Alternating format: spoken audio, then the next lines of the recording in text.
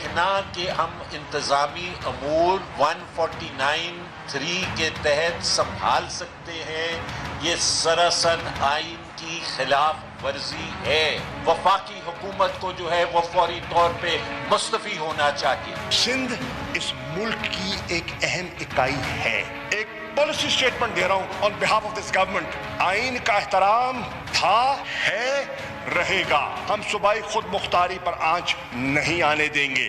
آپ کی حکومت کو بلا وجہ چھیڑ چھاڑ کا کوئی ارادہ نہیں ہے۔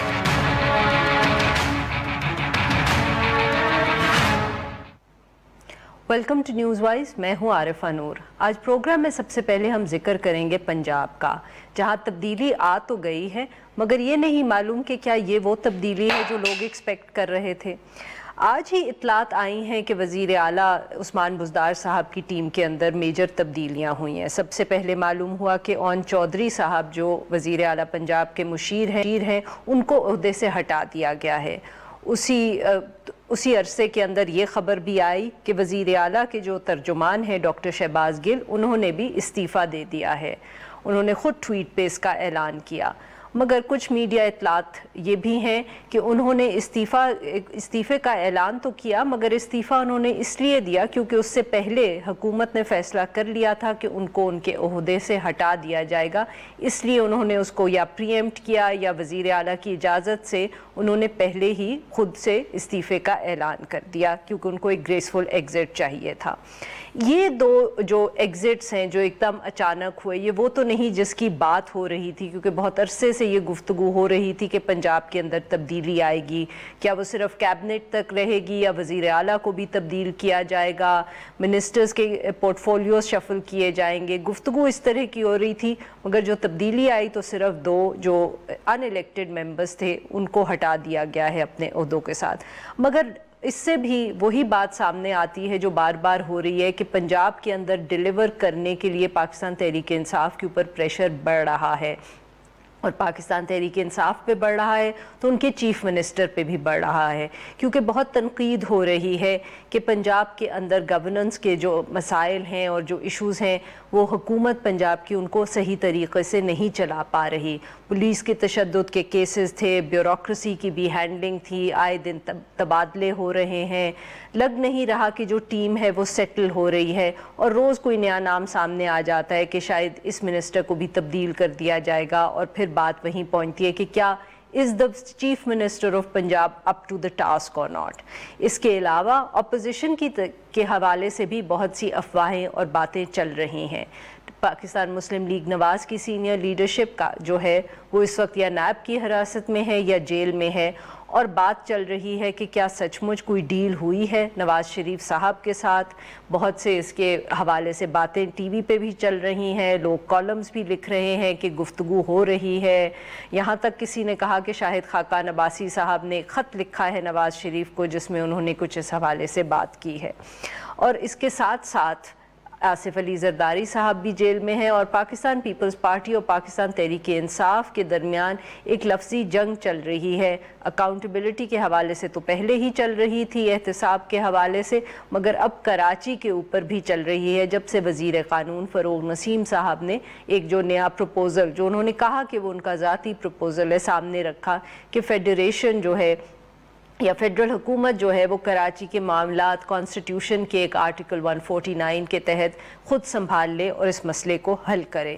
ان سب ایشوز پہ بات کرنے کے لیے آج ہمارے موجود ہیں عارف نظامی صاحب جو سینئر صحافی ہیں اور تجزیہ کار ہیں۔ ویلکم ٹو دا شو سر۔ جی عارف نظامی صاحب، تو سب سے پہلے تو ہمیں یہ بتائیں کہ یہ آپ کے شہر کے اندر جو آج اچانک سے تبدیلی آئی ہے حکومت پنجاب حکومت کے حوالے سے، کیا یہ ایکسپیکٹڈ تھی؟ کیا آپ لوگ اس کو دیکھ رہے تھے کہ بیٹھے ہوئے کہ اس طرح کی کوئی تبدیلی آنے والی ہے؟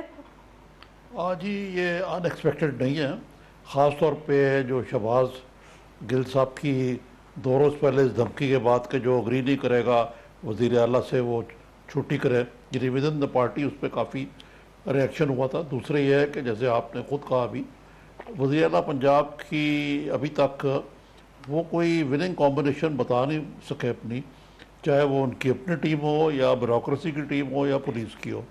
4 تو آئی جی تبدیل ہو چکے ہیں، گورننس کا حال ان کے صوبے میں پتلا ہے، اور خاص طور پہ اس تناظر میں کہ ایک بہت ہی سٹرانگ چیف منسٹر شہباز شریف صاحب کو انہوں نے ریپلیس کیا ہے، اور پنجاب جو ہے وہ کم از کم اس کا ایک بڑا حصہ جو ہے وہ پی ایم ایل این کا گارڈ ہے، تو اس لحاظ سے یہ ابھی تک تو کافی ہی کمزور ثابت ہوئے ہیں۔ لیکن جہاں تک کہ امیڈیٹ آفٹر مارتھ ہے اس کا تعلق ہے، تو اس میں لگتا ہے کہ جو میرے اطلاع کے مطابق کہ جو پرسوں بیان تھا شہباز گل کا، اس کا بڑا ریئیکشن ہوا پارٹی کے اندر، کیونکہ ایک انالٹیکل امریکہ سے امپورٹڈ ایک ایڈوائزر ہیں جن کو تھوڑی بہت پرائم منسٹر کی آشیرواد حاصل تھی، اور وہ بہت انٹرفیئر کرتے تھے پوسٹنگز اور تبادلے اور اس قسم کی چیزوں میں، اور حتیٰ کہ انہوں نے ڈی پی او سرگودا سے چند ماہ پہلے تو ان کی بڑی کھلم کھلا لڑائی ہو گئی تھی۔ تو یہ وجوہات جو ہیں اس کی بنا پر میرا خیال ہے کہ جو وزیر اعلیٰ ہیں ان سے نہیں نبھی، لیکن یہ کہنا کہ جی یہ وزیر اعلیٰ خود یہ ایک چیز کر سکتے تھے، یہ عمران خان کی کلیئرنس سے ہی سارا کچھ ہوا ہے۔ تو سر جو یہ اطلاعات تھیں کہ جیسے آپ نے بھی اس کو ذکر تو کیا، شاید بٹ تفصیل سے بتا دیں کہ شاید جو اور پارٹی کے ممبرز تھے وہ شہباز گل صاحب سے اتنے خوش نہیں تھے، جیسے آپ نے بھی ذکر کیا کہ کیا ہو سکتا ہے کہ ان کی شکایات عمران خان صاحب تک گئی ہوں اور اس کی وجہ سے پھر انہوں نے یہ فیصلہ کیا ہو، بیکاز عثمان بزدار صاحب نے اکیلے تو نہیں کیا ہوگا، کیونکہ کہا جا رہا ہے کہ جو within the ranks of the government and the party Punjab کے اندر کچھ شکایات تھیں لوگوں کو شہباز گل صاحب سے، چاہے وہ ان کی ریڈز ہیں یا پاورز ہیں یا جس طرح وہ ٹیلی ویژن پہ اپیئر ہوتے ہیں۔ یہ میں آپ کو بتاؤں، یہ ایک اوور آل پرابلم ہے پی ٹی آئی کا عمومی طور پر، کہ وہاں فیڈرل لیول پہ بھی کئی لوگ ہیں جو عمران خان صاحب کے قریب ہیں، واری ہیں، وہ ابھی تک یعنی طے کر پائے کہ انہیں کس طرح اپنے آپ کو کنڈکٹ کرنا ہے۔ اسی طرح شہباز گل صاحب ہیں، ایک نان الیکٹڈ آدمی ہیں، اور اتنا انٹالرنٹ ہے کہ میں نے ایک پروگرام میں ان کے بارے میں کچھ کہہ دیا تو انہوں نے سوشل میڈیا پہ میرے خلاف گالی گلوچ کا ایک طوفان کھڑا کر دیا۔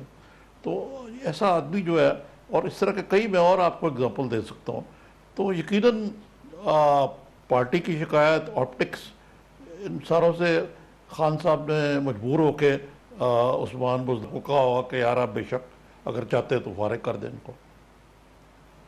صحیح جی ناظرین، یہاں پہ لیں گے ایک چھوٹا سا بریک، اور جب ہم بریک سے واپس آئیں گے تو ہم عارف نظام سے گفتگو جاری رکھیں گے، پر تھوڑے ان سے سوال پوچھیں گے اپوزیشن کے حوالے سے۔ اسٹے ود اس۔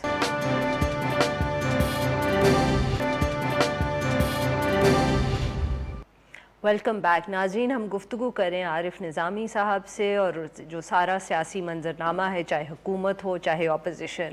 نظامی صاحب، آج کل بہت گفتگو ہو رہی ہے ایک ڈیل کی، اور وہ بھی پاکستان مسلم لیگ نواز کے حوالے سے۔ اب لوگ کالم لکھ رہے ہیں، کچھ ٹی وی پہ آ کے کہہ رہے ہیں، کچھ سوشل میڈیا پہ ذکر ہو رہا ہے۔ آپ کے پاس کیا اطلاعات ہیں اس حوالے سے؟ Are we really at that position کہ پاکستان مسلم لیگ نواز نے فیصلہ کر لیا ہے کہ کمپرومائز کر لیں گے؟ نہیں، قطعاً نہیں۔ اس بارے میں جو میری انفارمیشن ہے وہ تو بالکل اس کے الٹ ہے، کہ جب شہباز شریف صاحب 2-3 ہفتے کے گیپ کے بعد، کیونکہ ان کی بیک میں درد تھا، میاں نواز شریف کو ملے ہیں پچھلے ہفتے شاید، تو میاں نواز شریف نے ان کو بڑی کیٹیگوریکلی کہا کہ نتھنگ ڈوئنگ، میں جہاں بیٹھا ہوں میں وہاں بیٹھا ہوں، نمبر 1۔ نمبر 2،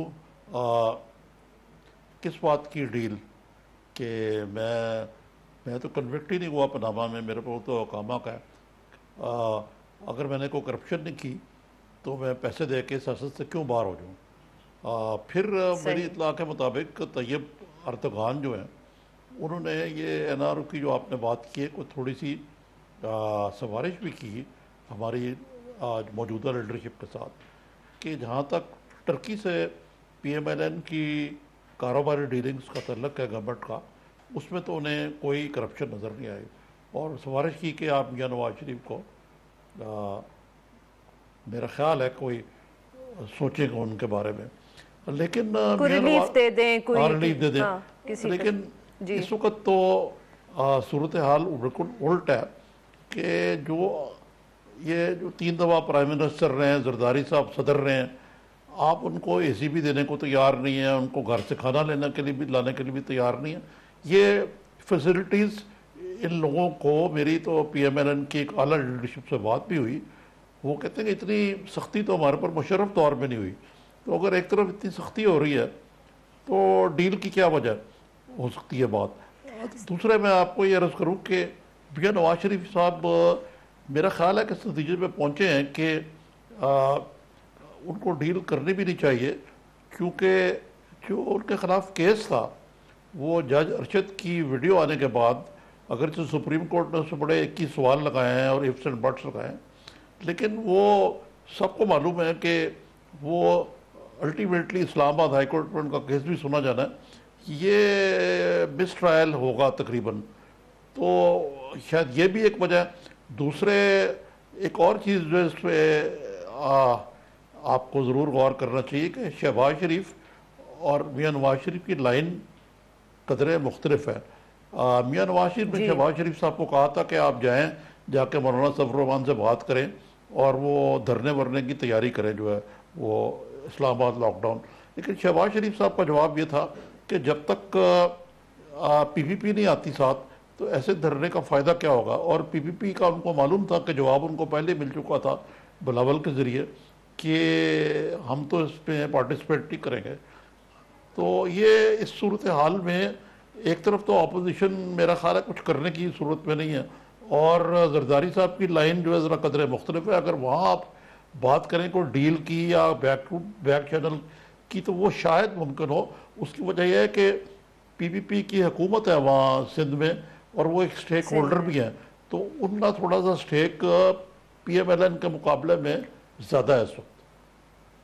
صحیح سر. اور اسی حوالے سے پی پی پی نے دیکھیں جو آپ نے بات کری تھی، پوچھنا ہی تھا آپ سے کہ مولانا فضل الرحمان کے لانگ مارچ میں انہوں نے تو حصہ لینے سے انکار کر دیا، بٹ آپ کی if I understand you correctly Pakistan Muslim League Nawaz نے ابھی تک کوئی ڈیفینیٹ فیصلہ نہیں کیا ہے لانگ مارچ کے حوالے سے. جی نہیں کیا، لیکن میں نے آپ کو وجہ بتا دی ہے کہ جو مسلم لیگ کے صدر وہ بھائیوں میں جو فرق ہے ان کا کہنا یہ ہے کہ میں نظریاتی طور پہ سمجھتا ہوں کہ جو اس ملک کی جو مقتدر قوتیں ہیں ان سے کانفرنٹیشن کر کے اس ملک میں پالیٹکس نہیں کی جا سکتی، جبکہ میاں نواز شریف جو ہے وہ بڑے بورن اگین ریولوشنری ہیں اس معاملے میں. صحیح. اور سر اگر یہی بات ہے کہ آصف علی زرداری صاحب سے اگر کوئی، جیسے آپ کہہ رہے ہیں کہ زیادہ چانسز ہیں، but there is a very strong war of words going on between the PPP and Sindh and PTI in the center جب سے فروغ نسیم صاحب نے کراچی کے حوالے سے جو ایک اپنی ذاتی رائے دی ہے. ذاتی رائے تو کچھ نہیں ہوتی جی، لا منسٹر کی رائے ہے 149 آرٹیکل پہ. لیکن آپ کو پتہ نا کہ ڈیڈ اسپیک اسٹرانگر دین ورڈس، کہ اگر آپ کی ورڈس تو بہت اسٹرانگ ہیں لیکن ڈیڈ آپ کی یہ ہے کہ آپ دھرنے میں شامل نہیں ہو رہے، اس کا مطلب ہے کہ آپ کہہ رہے ہیں کہ جی اس حکومت کو تو ہم نہیں گرائیں گے.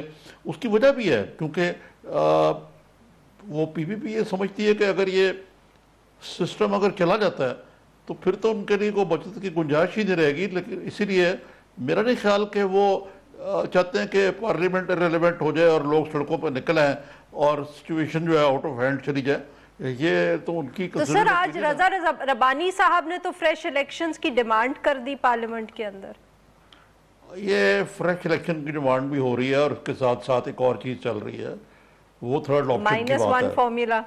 جی اچھا تھرڈ آپشن کہہ لیں یا -1 فارمولا کہہ لیں، اس کی بات بھی ہو رہی ہے. اور آپ نوٹس کیجئے گا کہ جو وزیر خارجہ شاہ محمود قریشی صاحب ہیں، حالانکہ وہ خارجہ امور سے ان کا تعلق ہے، وہ کتنے دن بھی باہر لگا کے آتے ہی وہ ڈومیسٹک پالیٹکس پہ حکومت کی ترجمانی کرنے کی کوشش کرتے ہیں. جس طرح انہوں نے آج کہا کہ ابھی ہمارا سندھ حکومت کو ڈیسٹیبلائز کرنے کا کوئی ارادہ نہیں ہے اور بلاول صاحب کو سندھو دیش کی بات نہیں کرنی چاہیے. تو آپ اس سے اندازہ کر لیں کہ there are Trojan horses within the PTI ٹی آئی. پر سر کیا یہ تھرڈ آپشن یا -1 فارمولا جس کا آپ نے ذکر کیا، کیا یہ سچ مچ ریئلسٹک آپشنز ہیں؟ हम क्या सचमुच, जैसे आपने खुद कहा ना कि PPP के लिए धमकी देना आसान है, करना मुश्किल है, क्योंकि रियलिस्टिक ऑप्शन नहीं है, तो क्या ये -1 फॉर्मूला हो या थर्ड ऑप्शन हो, क्या ये रियलिस्टिक ऑप्शंस हैं? जी इस वक्त तो नहीं है, लेकिन देखिए अगर IMF का वफ्द 16 को आ रहा है और कबल अज़ वक्त आ रहा है, क्योंकि अभी तो पहला क्वार्टर भी नहीं हुआ, और जो अगर इकॉनमी जो है उसका पहिया नहीं चलता, सूरत हाल और ख़राब होती है, गवर्नेंस के इश्यूज़ यही रहते हैं, पंजाब का हाल दिगरगू रहता है, तो फिर तो देखे ना ये रियलिस्टिक भी है और नहीं भी है। एक लिहाज से रियलिस्टिक इस तरह है कि जब MQM PMLQ खुद जो ये BNP जो है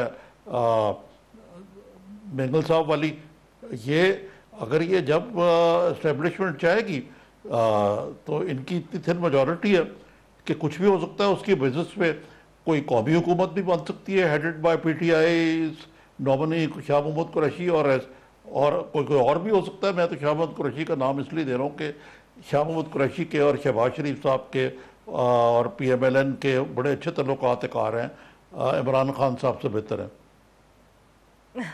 बहुत बहुत शुक्रिया निज़ामी साहब, आपने बहुत तफसील से हमसे बात की। नाज़रीन, यहाँ पे लेंगे एक छोटा सा ब्रेक, और ब्रेक के बाद बात करेंगे हम उसी इकॉनमी की जिसका जिक्र निज़ामी साहब ने अभी किया कि अगर इकॉनमी ठीक नहीं होगी तो कोई भी और ऑप्शन जो है पॉसिबल है उनके ख़याल में।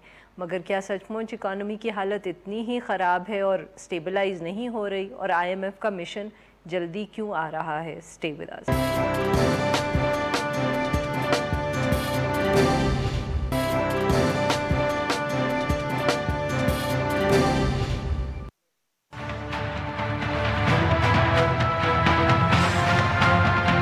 पाकिस्तान में कोई 19 लाख लोग थे जो कि टैक्स फाइलर थे, और अब हमारी हुकूमत के दौर में यही नंबर कोई 25 लाख तक पहुंचाया गया है। 73% कमी आई करंट अकाउंट डेफिसिट, 25% इजाफा किया गया रेवेन्यूज की कलेक्शन।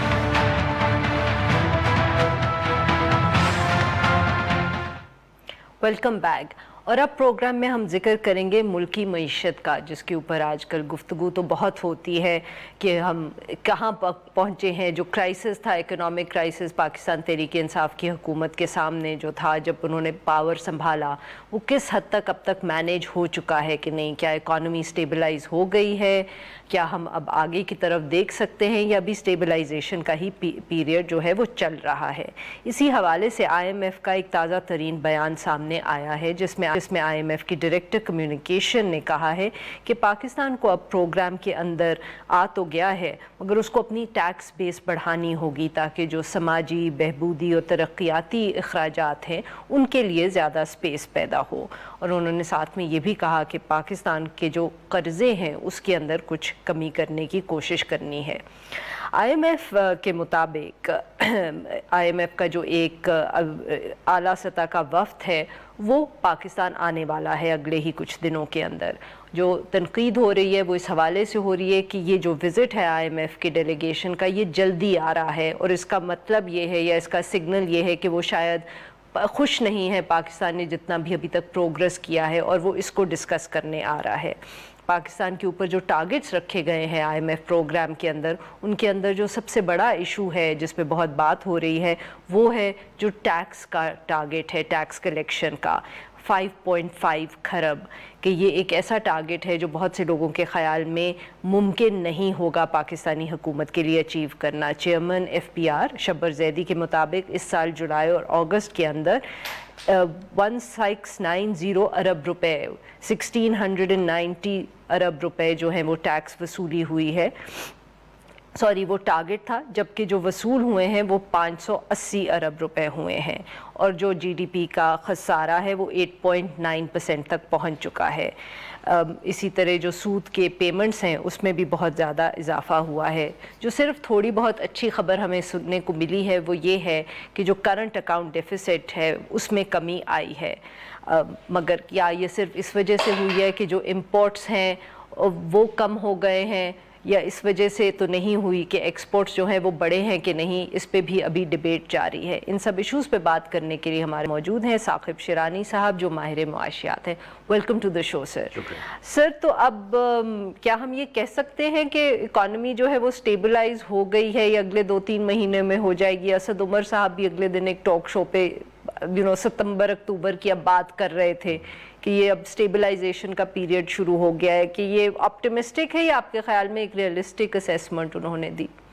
اس میں میرا اپنا خیال ہے عرفہ صاحبہ کہ یہ اکانومی جو ہے وہ obviously کافی سارے موونگ پارٹس ہوتے ہیں. تو جو حکومتی نمائندے ہیں یہ جب بات کرتے ہیں اسٹیبلائزیشن کی، میرا خیال ہے ان کو واضح کرنا چاہیے. تھوڑا سا ڈسکنیکٹ ہے یہ جو بات کر رہے ہیں اور ہم جو دیکھ رہے ہیں اور ہم محسوس کر رہے ہیں. اکانومی کا کرائسس کا پاتھ بڑا سٹینڈرڈ ہوتا ہے اور پاکستان کوئی مختلف نہیں ہے، پاکستان یونیک نہیں ہے اس معاملے میں. ایگزیکٹلی وہی پاتھ ہم فالو کر رہے ہیں جو ایک بڑی کرائسس دنیا میں کہیں بھی ہوتی ہے تو ویسے ہوتی ہے. پہلے آپ کا ایکسٹرنل سیکٹر بیٹھتا ہے، وہ ٹرانسمٹ ہوتا ہے اس کا شاک یہ آپ کی ایسٹ مارکیٹس میں ریئل اسٹیٹ اسٹاک مارکیٹ وہ بیٹھتی ہیں. اس کے بعد یہ آتا ہے ریئل سیکٹر جس کو ہم کہتے ہیں، یعنی کہ فیکٹریز بند ہونا شروع ہوتی ہیں، لوگوں کا کاروبار کم ہونا شروع ہوتا ہے، بے روزگاری ہوتی ہے. یہ ایسے ٹرانسمٹ ہوتا ہے. تو بیسیکلی جو اوریجنل کرائسس پوائنٹ تھا وہاں سٹیبلٹی آ گئی ہے، بٹ اس کے جو آفٹر ایفیکٹس ہیں وہ ابھی آپ کے خیال میں وہ ان میں ڈاؤن ورڈ سلائیڈ ہمیں دیکھنے کو ملے گا؟ وہ ایک نیچرل ایک قدرتی پاتھ ہے، اس کو وائڈ نہیں کر سکتے ہم. اسپیشلی جب آپ آئی ایم ایف پروگرام میں ہوتے ہیں تو آپ کی ڈگریز آف فریڈم نہیں ہوتی پالیسی میں. آپ نے انٹرسٹ ریٹس اوپر بڑھا کے رکھنے ہوتے ہیں بہت زیادہ، جیسے انہوں نے ہمیں کہا. آپ نے روپے کو سپورٹ نہیں کر سکتے ہیں تو وہ جو ہے آبویسلی ڈیویلیویشن کی طرف، وہ اس کا جو انفلیشن کے اوپر افراط زر کے اوپر جو اثر پڑتا ہے اس کے نتائج بھگتنے پڑتے ہیں. تو ڈگریز آف فریڈم ہے نہیں گورنمنٹ کے پاس. یہ ایک آفٹر شاک ہے جس کو ہم اب ایکسپیرینس کر رہے ہیں اور کرتے رہیں گے کچھ مہینوں کے لیے. اور یو تھنک سال، بیکاز لوگ کہتے ہیں نا کہ جو آئی ایم ایف کے پروگرام کے 2-3 سال ہوتے ہیں وہ بہت مشکل ہوتے ہیں. سو آپ صرف ابھی بھی مہینے کا مطلب ہے کہ 12 سے 24 مہینے بھی ہو سکتے ہیں. اور سر جو یہ بات ہو رہی ہے کہ آئی ایم ایف کا جو یہ ڈیلیگیشن ہے یہ جلد آ رہا ہے، this in itself indicate some kind of a problem اور اے کرائسس، اس میں کتنی صداقت ہے؟ میرا تو خیال ہے بات درست ہے، کیونکہ دیکھیں نا یہ obviously آئی ایم ایف اور منسٹری فائنانس کی طرف سے تو یہ وضاحت آئی ہے کہ یہ پری پلانڈ تھا. مگر کیونکہ اہداف جو رکھے انہوں نے، خاص طور پہ جیسے آپ نے کہا اپنی انٹروڈکشن میں، ریونیو کا جو ٹارگٹ ہے سب سے کرٹیکل ٹارگٹ وہی ہے پروگرام میں. اور پہلے 2 مہینے سے تو بڑا واضح ہے کہ ہم آلریڈی ایک گیپ جو اچیو کرنا ہے ٹارگٹس پروگرام کے تحت اور جو ہو رہا ہے، اور اس میں ایف بی آر کا کوئی قصور نہیں ہے. یہ حالات جو ہیں اور یہ آئی ایم ایف کی اپنی ایک انریلسٹک ایکسپیکٹیشن ہے پروگرام میں. یہ جب نظام بدلنا ہوتا ہے، یہ جو انہوں نے ہدف دیا پاکستان کو، یہ ہم نے 70 سال میں کبھی اچیو کیا نہیں ہے. اپنا ٹیکس کا نظام بدل کے ہی اچیو ہو سکتا ہے، اور یہ نظام بدلنے کو تقریباً ہمیں 5 سے 7 سال چاہیے درکار ہے. اگر آئی ایم ایف ایکسپیکٹ کرتا ہے کہ پہلے 3 مہینے میں یہ ہم ایف بی آر یہ اہداف پورے کرنا شروع کر دے گا تو بہت ہی انریلسٹک ایکسپیکٹیشن ہے ان کی. تو میرا خیال ہے اس میں بہتری بھی اگر کسی نے لانی ہے تو وہ حکومت کی کورس کریکشن نہیں ہے، وہ آئی ایم ایف کی اپنی ایکسپیکٹیشنز میں کورس کریکشن کی ضرورت ہے. And that might come about as a result of this visit. One can hope? نہیں، وہ اب سارا اس کا انحصار جو ہے وہ ٹرمپ صاحب کے اوپر ہے. ان کا نزلہ اگر پاکستان پہ اترے گا طالبان کے بجائے تو وہ یہ آپ بھول جائیں، یہ ٹورپیڈو ہو جائے گا. اگر ان کا نزلہ نہیں اترتا ہے اور وہ تھوڑا سا ہوش میں کام کرتے ہیں تو پاکستان کی شاید بچت ہو جائے. جی ناظرین، یہاں پہ لیں گے ایک چھوٹا سا بریک. ہم بریک سے واپس آئیں گے تو ہم ثاقب شیرانی صاحب سے گفتگو جاری رکھیں گے. اسٹے ود اس.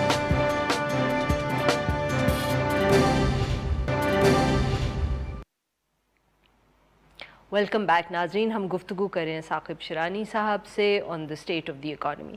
شیرانی صاحب، ایک اور جو بات کچھ لوگ کہتے ہیں اور وہ آئی ایم ایف کے پروگرام کا، کیونکہ آپ نے بھی ذکر کیا کہ ان ریئلسٹک ٹارگٹ ہے اور جو ریفارم ہمیں کرنے ہیں اس کے لیے 5-6 سال چاہیے.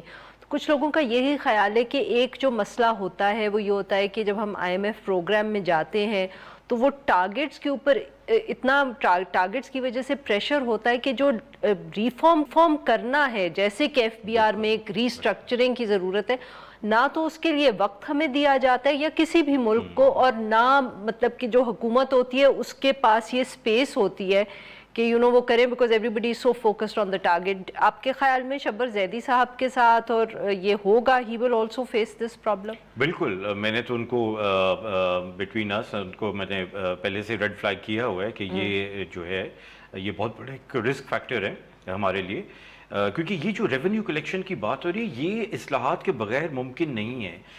یہ اور ہم یہ دیکھ چکے ہیں 2013 میں ڈار صاحب نے یہی غلطی کی تھی. آئی ایم ایف نے ایکچولی ڈار صاحب کا شاید اتنا اس میں وہ نہیں تھا ہاتھ، but he should have resisted, he should have pushed back, he didn't.